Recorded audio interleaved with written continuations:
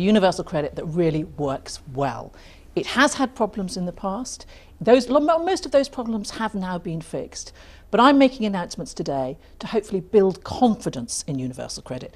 It is a force for good. The vast majority of people who are on the receiving end of it or who go into universal credit acknowledge that it is a huge help, and most importantly of all. So we have some children who will be stealing fruit cores from the bins after the children have had some fruit in class.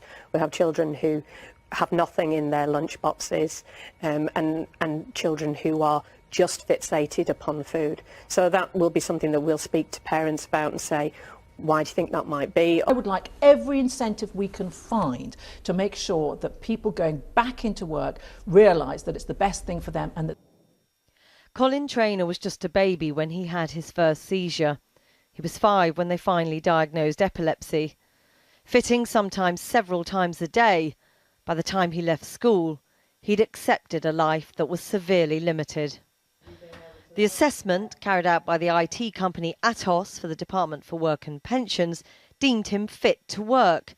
A month later, he received this letter telling him his benefit would be cut. I opened the door and his alarm wasn't on, and obviously his door was bad, so I knew he was in somewhere. So I'm shouting at him. No.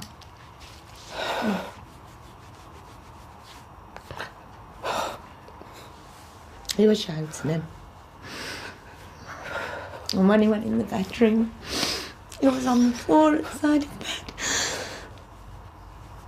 And I went in and I tried to revive him, but I couldn't.